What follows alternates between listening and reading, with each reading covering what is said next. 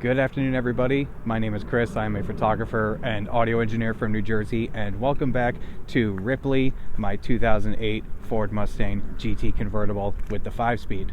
Today is going to be a very quick video because a lot of people wonder what it's like to drive a V8 sports car as a daily driver. What's the gas mileage like? How many MPGs can you get? Well, today I'm going to answer that question, at least for the early S197 generation Mustangs.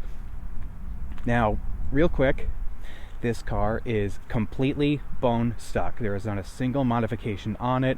I am just about on the E. The fuel warning light is about to come on, so I think it's best to fill it up. So that is exactly what we're going to do today.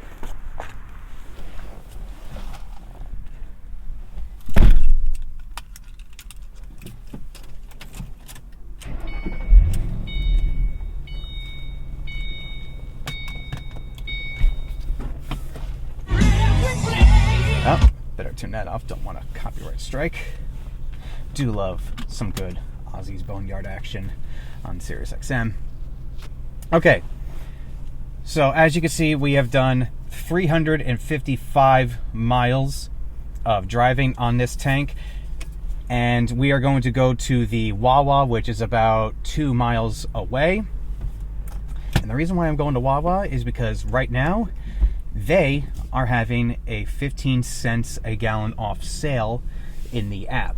So in this economy, in this day and age, 15 cents a gallon, yeah, I'm definitely going to take advantage of that deal.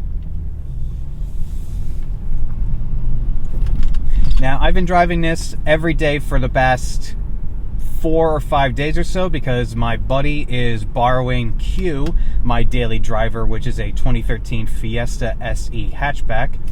I much prefer to drive that daily over this for a couple of reasons. One in particular being is, even though I am a manual transmission guy at heart, and as much as I love driving this car for the manual gearbox, driving every day for a commuter car, I strongly prefer an automatic gearbox puppy. Second, this car does not get nearly as good MPGs as my Fiesta SE. Now, I know that's, hey, thanks Captain Obvious for that point, but when you drive as much as I drive every day, going to real estate listings, going to other photography gigs, going to other gigs all over the place as a freelancer, you want something that's much more economical than a V8 muscle car. Now, I'm not saying that I'm not enjoying driving this. I'm very much so enjoying driving this. I bought this car for the simple fact that I love driving it. But as a daily driver and as a commuter, yeah, this isn't the best option. Third and finally is the size. As you can see from the size of the cabin here, this is a pretty big car. It takes up a lot of footprint on the highway. It takes a lot of room in parking spaces, and the Fiesta is just much more agile in parking lots and smaller on the highway. Let's wait for these guys.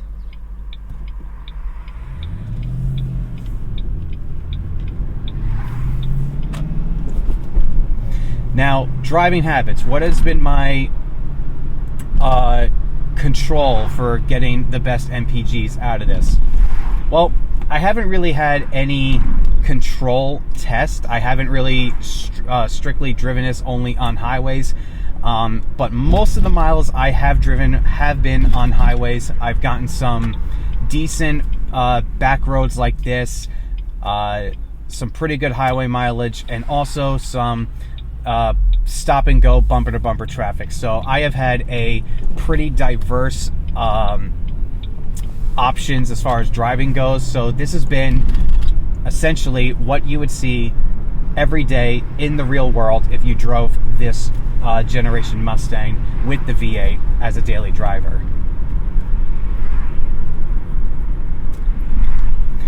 Now, the most important thing to me as far as getting good MPGs in any vehicle, it's not how fast you drive, it's how you drive in speeding up and like slower traffic. So for this car and virtually any car, I found that the best MPGs come from being below roughly 2,000 RPM. That seems to be the sweet spot in any car.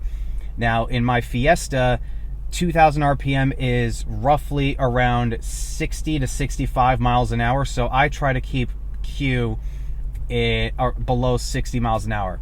For this car in top gear, 2,000 RPM is roughly 70 miles an hour, but also, even though that's faster, if you're going faster on the road, Mother Nature is trying to slow you down even more. So for general rule and purpose, for any vehicle, I would say 60 miles an hour is the best sweet spot as far as speed and MPGs go on the highway.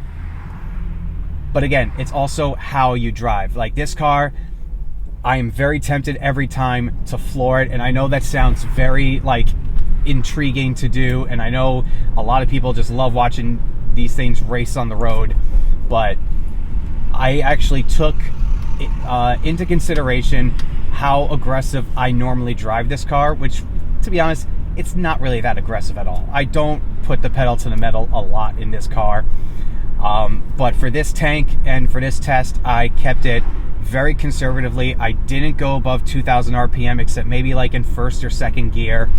I barely went above 2,000 on the highway, so I have been driving this the way an old man would be driving this car. So I took very tiny, precise throttle movements when accelerating in this car. So in theory, this should be the best MPGs that I could get for this car. So we're almost at the Wawa, and we're gonna see what happens when we get there. Okay.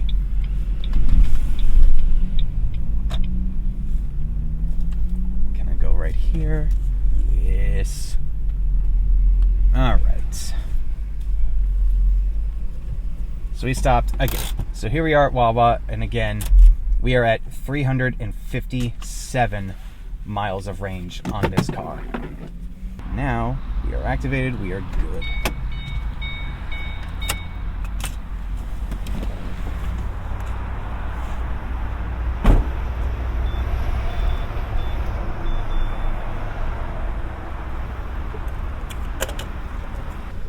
And now watch as my dollars just wash away here.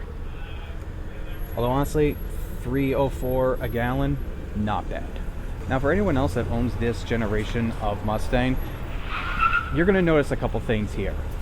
When this fills up, I have about half a gallon, perhaps even a whole gallon of gas, to where it keeps like stopping, like the pump warning thingamajig, whatever the hell this is called.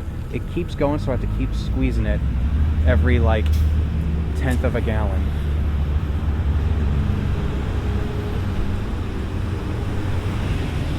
I don't know what that is, I don't know what the issue is, but that happens a lot with me here.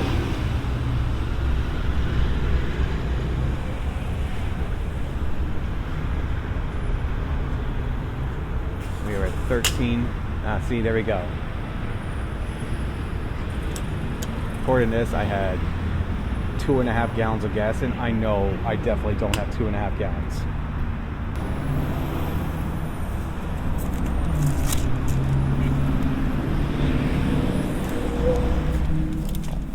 Okay. Alright guys, we are back in the car, and let's tally up our total MPGs. So, this trip we did 357.1 miles a gallon. That's, sorry, 357.1 miles a tank. Jesus, if only I got 357 miles a gallon. And we divide it by how many gallons we put in, so 14.8.